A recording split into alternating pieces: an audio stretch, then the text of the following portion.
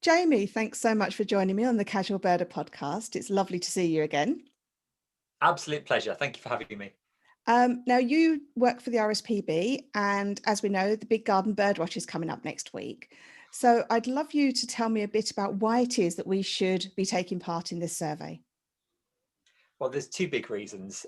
The first one is you are helping with citizen science. You are helping gather a huge amount of data, not individually, we're all contributing to this data, but it all goes into a big pot that one of our scientists will look through and work out what the meaning is. Essentially, we've got 40 years worth of information that people have gathered just by sitting by the window, looking out into the garden for an hour and telling us what birds they've seen. And over those decades, we've been able to chart the rise and fall of various different garden bird species. So incredibly useful data because it helps us build up a really big picture. Now, the second big reason is it's good for us, particularly at the moment when many of us are at home. We can't really go out very far. Some of us can't go out at all. And actually, even if you've got a balcony, just a window, if you haven't even got a garden, but you've got a view out of a window, and you can see a tree or a rooftop where you can see birds, that will provide a really lovely, pleasant hour of just sitting calmly and looking out of the window. And we are finding, as the RSPB, that people are engaging a lot more with this stuff right now because we really need it. We need that contact with nature. Absolutely. And you mentioned about even just looking out of the window. Now, in years past, I haven't always been at home when I've been able to do the Big Garden Birdwatch, but I have tried to take part and obviously just logged where it is that I am. But some years, there's only been like one or two things I've seen. If that happens, is that okay still to submit that kind of information? We do say that, and we do say that even if you see nothing, that information is useful because you are giving us a snapshot of a time and a place where there were no birds. It's useful data. Even if you sit for an hour and a collared dove pops in for 30 seconds and flies off again because the neighbour's mowing the lawn, that kind of data is still useful. So you should still submit it because it's part of the science, isn't it? It's just taking that little snapshot. So it's not a competition. You're not competing against other people to see who can see the most birds. You are just giving us a picture of what's going on. I think that's really important to say, actually, that it isn't a competition because it can feel a bit like that sometimes. That I only saw two birds. It's not enough. But on that note, could you tell me a bit more about how you actually do the survey, how you choose what number of birds to put down, for example? Yeah. So the way to think about it is you are counting the highest number of any one species that you see at any one time. So let me give an example. You're sitting looking out of your window with a cup of tea and two sparrows arrive. One flies off, maybe a couple more join it. So after 5 or 10 minutes, you're looking at three sparrows together. Now, that's the number you give us. That's the highest number of sparrows you saw at any one time. So regardless of how many flew in and out of your garden in total, you're just looking for that highest number, that highest total. And I'll be doing the same with my goldfinches. There's lots, they'll gather, they'll fly in and out, and I won't be able to count them all throughout the hour because there are so many arriving and leaving. But I will look at the bird feed and I'll say, okay, there's 6 there. That's the maximum number that I'm seeing. Excellent. And you mentioned a couple of different species there. So how can people be sure what species they're seeing if they're not avid birders? If they're just doing this for the first time, how can they work out what bird they're seeing? Well, there's plenty of resources. First of all, I'll probably drop this in at the end as well. There's plenty of resources on our website, rspb.org.uk/birdwatch, where if you register, you can get your pack and you can get something. I think it's like a PDF you can download now, and you can just look at the most common birds that you like to see. But essentially, there's probably there is a top 10 we produce every year. There's probably 10 to 20 that you can probably reliably expect to see. Anything outside that is going to be a pleasant surprise, like this waxwing that I've got sitting on my shoulder. But essentially, you're looking at things that are going to be fairly familiar birds to most people: robins, blackbird, house sparrow, starling, blue tit. I'm basically talking you through some of the birds in the top 10. So you're looking at fairly common garden birds. But as I say, there is a guide on our website. One interesting thing about the top 10 and how it's changed over the years is that more and more smaller birds are coming into the garden. So look out for things like goldfinches, which have got this little red face and this flash of yellowy gold in the wings when they take off. Long-tailed tits, tiny black and white birds with long tails that look like little flying lollipops. So those are small birds that have moved into the Big Garden Birdwatch top 10 over recent years. And those are two that you should definitely be looking out for.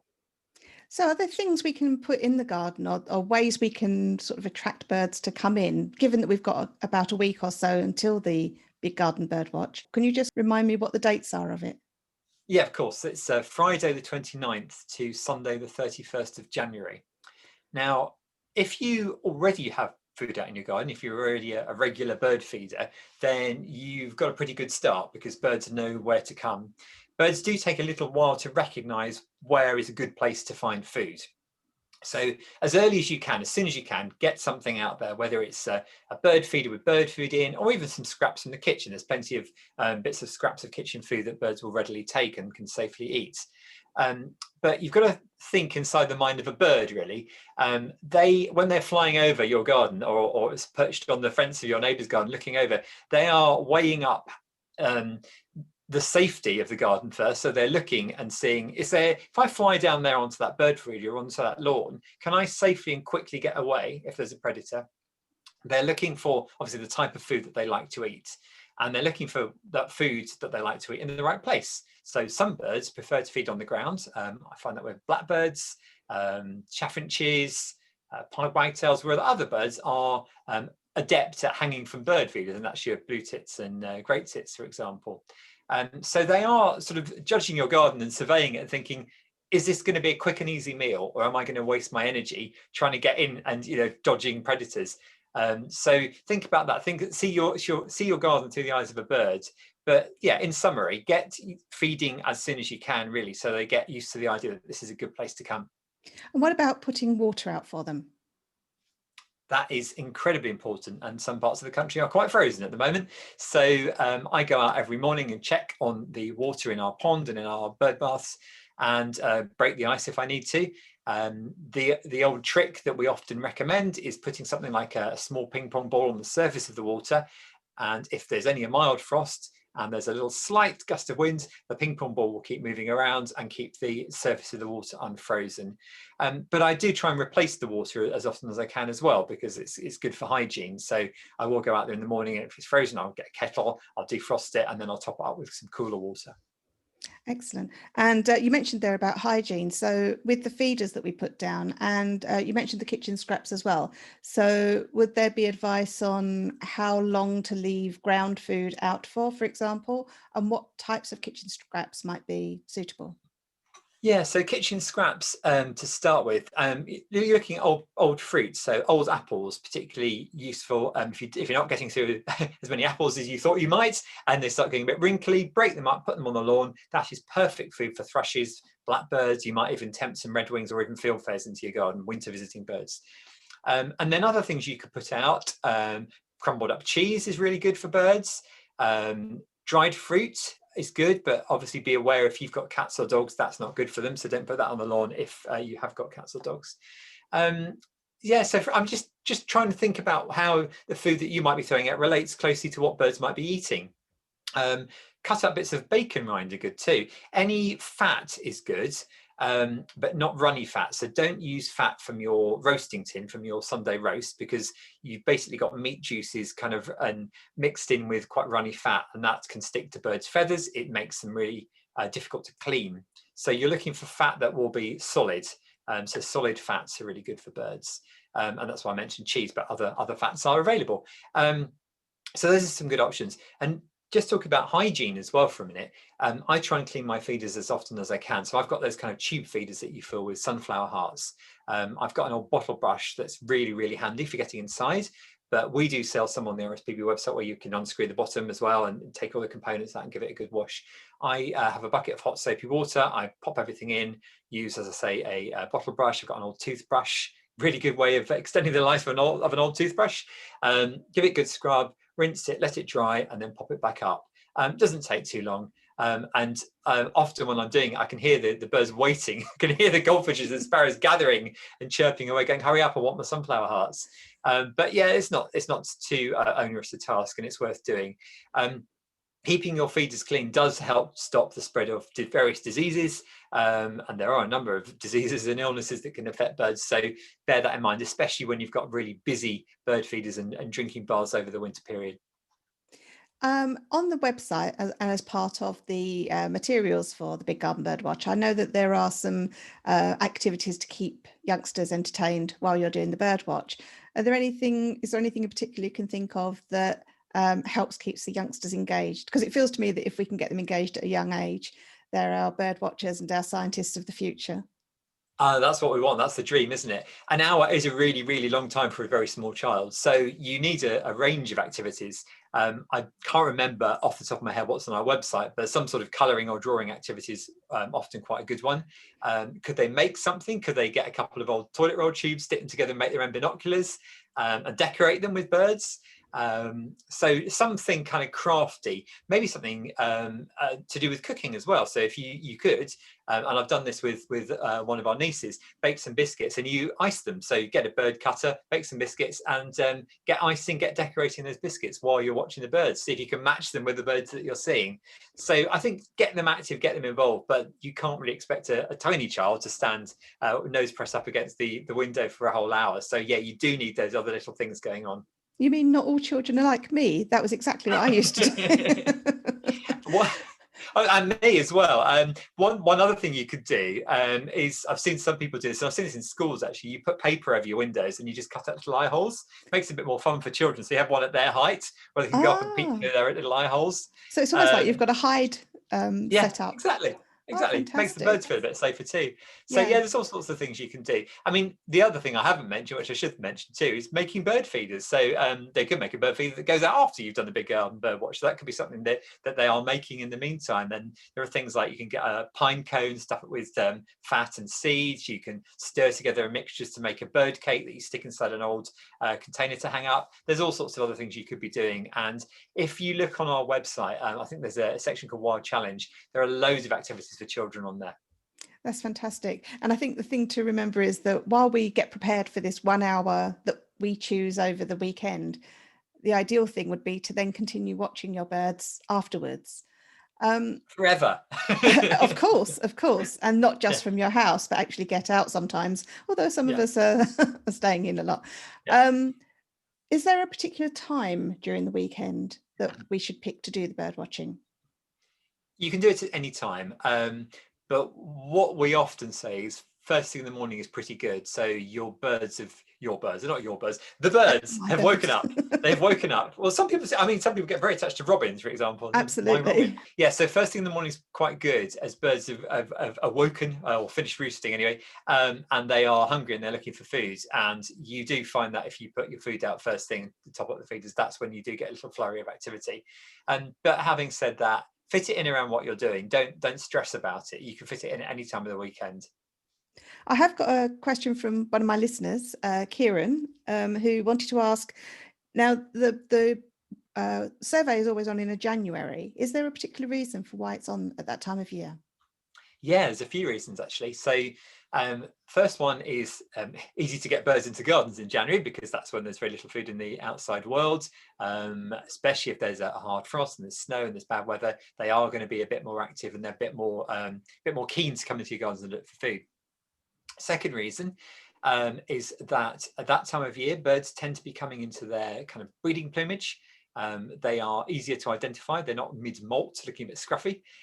You won't get any juvenile birds, so you won't have the confusion of, and people do get confused by things like young starlings. What kind of bird is that? So young birds do sometimes look a little bit different from the adults, so you don't get that confusion.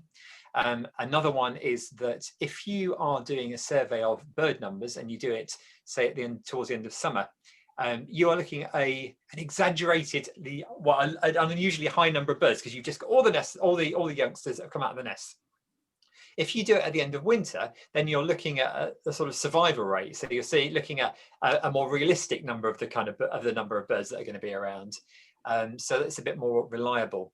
Those are the main reasons that I can think of. But I think essentially it's easy to identify the birds, and they are going to come to you a lot more readily. You won't be at that sort of awkward period towards the end of summer where you don't get any birds in your garden. Have to say, having sunlight starting quite late or sunrise being later helps with the being awake and up and ready to look at that time Yeah, of the morning in absolutely January. does. Yeah. And it does give us something to do on these dreary days when nothing much is going on. Although I am always looking out my window at my birds. Thanks so much for that, Jamie. Now, I would like to just ask you a couple of quick questions about your wildlife garden, because I know that just recently, over the last sort of year or so, you've been building up a wildlife garden in your own home. Could you tell us a bit about what you've put into your garden and what kind of plants, perhaps, because some of us might be thinking of doing that ourselves. What kind of plants could we be thinking about putting in to attract wildlife? So yeah, I've tried a few different techniques. One thing that has been successful, and I thought I knew it would be, is teasel. Now, teasel is a tall plant with a prickly sort of seed head, a bit like a thistle, that is very much enjoyed by goldfinches. And I've got several of these. Probably will have fewer next time around because they do take up a big bit of space. This is a large plant, but it's quite easy to grow. It's a biennial, so it won't shoot up in the first year. You gather your seeds, you plant them, and it will come up in the second year. And it will be very, very tall. It will have this prickly seed, this prickly sort of flower head with a lovely purple flowers around the outside, dies back, and you leave it up over winter. So I've got loads out in the garden at the moment. The goldfinches do prefer the sunflower heart feeder because that makes it much easier for them.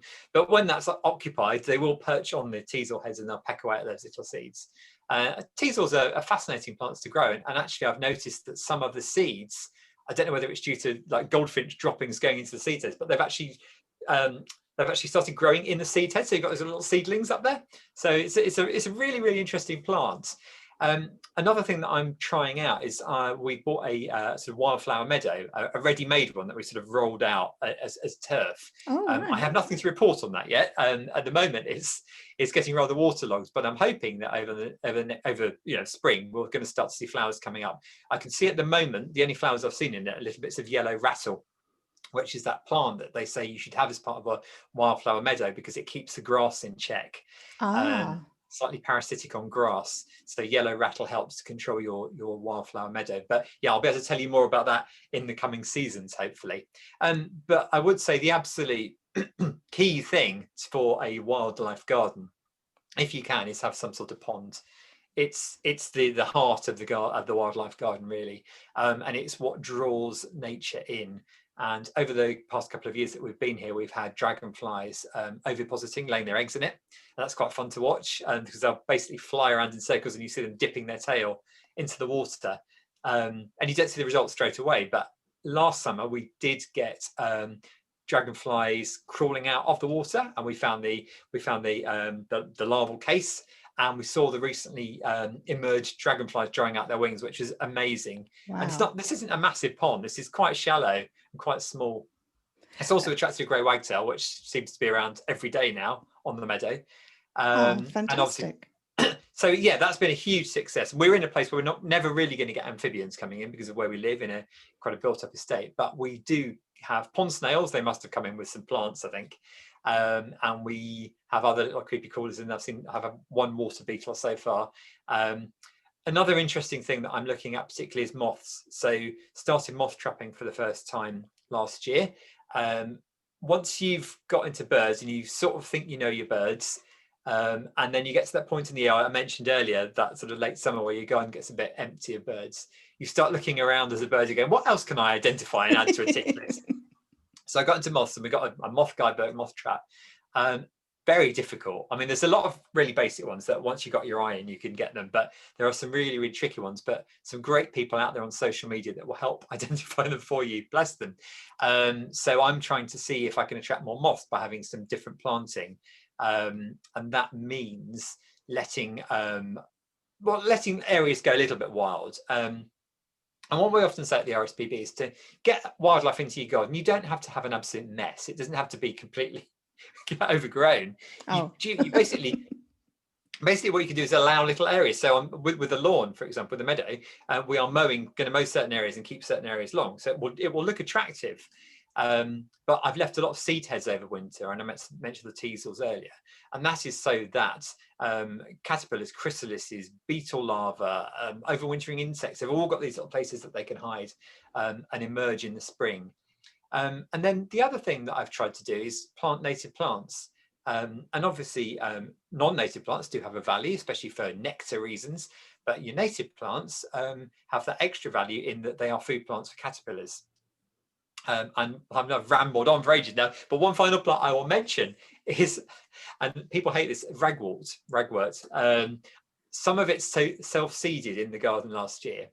And I had just read Isabella Tree's brilliant book, Wilding. And in that, she talks about the Knepp estate, where one year they basically had a field of ragwort just emerged, and they left it. And it was covered on their estate with flocks of painted lady butterflies. And while I didn't get that last year, what I often find with this plant is you get free with ragwort, you get cinnabar moths, and those are those beautiful little stripy caterpillars. And that was an absolute joy to watch. And we have seen some of the adult moths as well. So yeah, so in summary, from my ramblings, embrace native plants because they're good for pollen and good for food plants for insect young. A pond is a good heart of a garden, and some sort of meadow. And yeah, it doesn't have to be scruffy. You can have scruffy bits, but the whole thing can still be a functional garden that you enjoy as well. Fantastic. And that's something we can sort of use our time over this next month or so to plan, and then get out there and start doing. But in the meantime, get your garden prepared for the Big Garden Birdwatch. Do you want to just say the website again that people can go to? Yeah, head to rspb.org.uk/birdwatch. And I will just cheekily add, if you do sign up to the Big Garden Birdwatch, or you sign up to anything with us at the moment, do select yes to email, because then you will receive our weekly Notes on Nature email newsletter, which I've been working on at the moment, with lots of interesting stuff, fascinating blogs written by our colleagues and associates. And we are producing at the moment a weekly video called Notes on Nature TV, which is a nice little summary of interesting stuff you can look at and do. People share their photos with us. We talk about the photos. And it's just genuinely lovely things to help people get through what is an extremely difficult time for all of us. I have mentioned that Notes on Nature a few times, and I will link to it with this this episode. Really enjoyed that. And of course, your nocturnal migration one that you did on the redwings was just after I'd experienced it for the first time. So it was really interesting to see how you were recording and what you were doing with that. So yeah, I urge everyone to go and have a look at the Notes on Nature, definitely. Thanks so much, Jamie. Really appreciate you coming on. And I look forward to hearing what everyone is seeing during the Big Garden Birdwatch next week. Not far now, 29th to the 31st of January. Thank you. Thanks, Jamie.